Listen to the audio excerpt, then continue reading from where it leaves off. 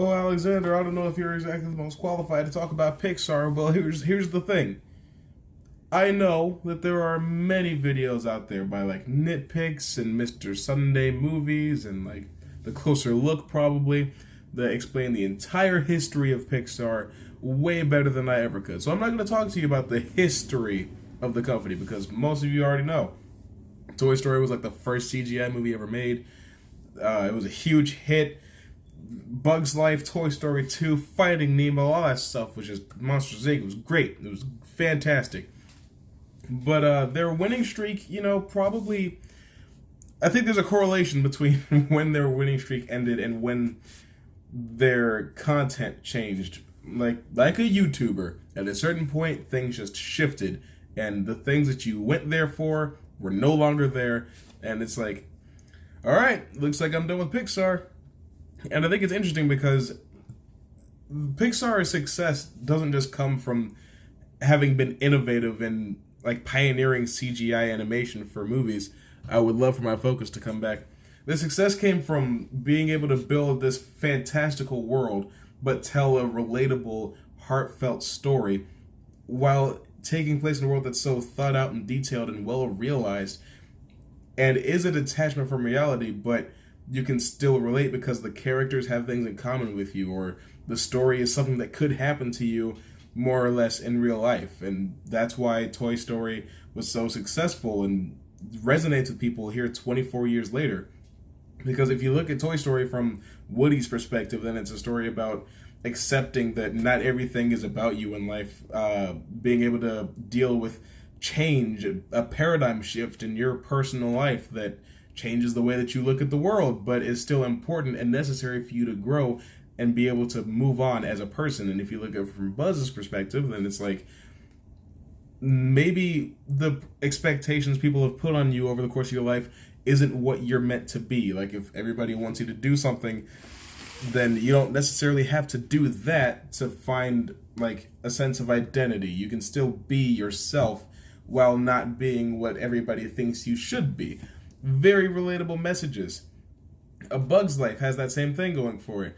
Finding Nemo has that same thing. They have these fantasy worlds, basically, which is, I mean, for A Bug's Life and Finding Nemo, it's still our world, but it's the ocean or a bug colony, and it's not really something that we can relate to, but the characters' journeys and the way that they adapt over the course of the story is still something that resonates with us, even all the way up to The Incredibles. And I think they really started falling off with Cars, because not only is the world of Cars not interesting or involved or thought out very well, the story isn't very interesting. It's just like you don't really resonate with Lightning McQueen's character arc in the movie because he doesn't really have one. Yeah, he's humbled and he's forced to look at life a different way, but he doesn't grow or adapt as a character. By the time the second movie comes around, he's the same person. And the second movie's storyline is just so odd that it's off-putting for audiences, and I didn't watch the third one. And it's not necessarily that Pixar sequels are the problem, because Toy Story 2 is also very good, and so is 3. Maybe it's just something about Toy Story, because now that I think about it, all the sequels are kind of weak. What else has a sequel? Finding Dory, right? That movie is the same movie as Finding Nemo. Incredibles 2 is the same movie as The Incredibles. And it's very disappointing because you have all this time that takes place in between the first and second movies' productions. And it's like they disguise a repackaging of the original story as a new innovative thing that can give the same message as the original. And of course it's the same message because it's the same movie. You're undoing character arcs for the purpose of redoing them because it's easier that way. You don't need to regress a character all the way back. Sure, regressive character arcs can be useful if done well, but they're really not in Incredibles 2 and Finding Dory. Not to say that those aren't enjoyable movies, they're perfectly passable because they're the same thing. But in being the same thing, they lose their charm and they lose their magic and they're just not as interesting. And in the case of The Incredibles, I don't think it's about the fact that it's about people, because Ratatouille and Up are still fantastic movies. Ratatouille is a coming-of-age story for Linguini, and Up is it's about, I guess, the stages of grief, but also being able to just find closure in a great loss or something that leaves you feeling incomplete in your life. And it's still a very down to earth, enjoyable, relatable character arc for Carl.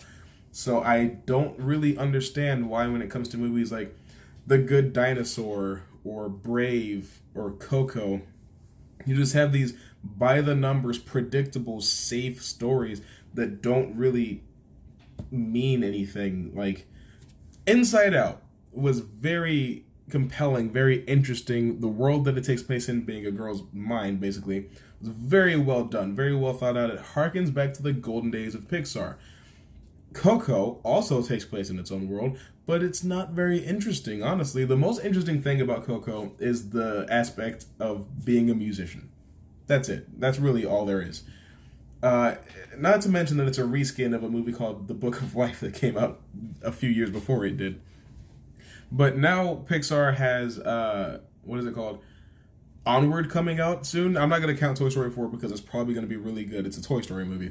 But Onward, I don't really know what to make of what it looks like so far. It looks like it could be interesting. But at the same time, it could be like another situation with Brave, because Brave has a message, but it's very hard to tell because of how much child's movie you're actually watching. When Merida's mother becomes a bear, the movie becomes a kid's movie. It's very disappointing. And the same thing happens with The Good Dinosaur, right? Because it had the promise to be a good movie. I mean, it's a Pixar movie about dinosaurs. It should be great.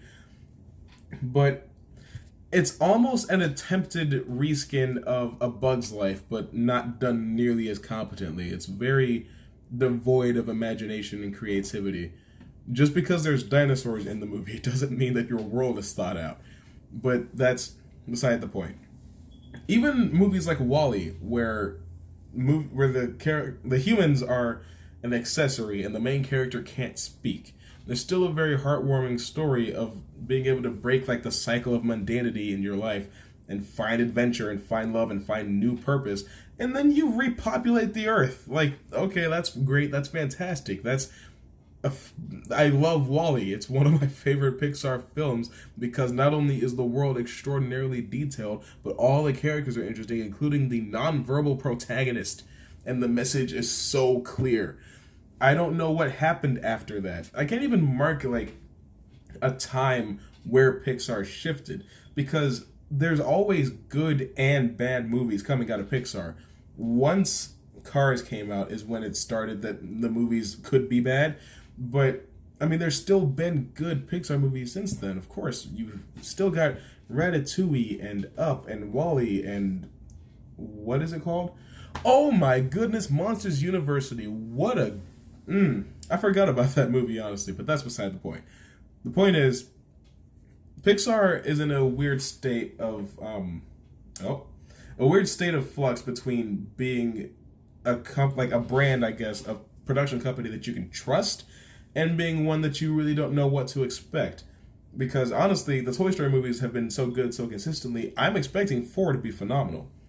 Onward, since I have no idea what it could be, I'm very nervous about. I shouldn't be nervous about a new world that Pixar is building, because I was super excited for Inside Out and it didn't let me down, but I also really thought The Good Dinosaur was going to be good, and I was sorely disappointed. But I guess I say all of that to say that Pixar hasn't truthfully lost their way. I just don't know that they're willing to take the same risks and gambles and invent new animation technology and tell never before seen stories and worlds that you never could have come up with in your life. And as a result, their stories have just become more predictable and safe and by the numbers and overall worse in quality. But I mean, the future's still bright, so we'll see where they can go with maybe a Finding Marlin or an Incredibles threequel. But that's all I wanted to say this time. I am absolutely counting on Toy Story 4 to get me views on this video, because otherwise it would not be topical. But yeah, actually, I think this is the first time I've made it through a video about Disney without mentioning agendas.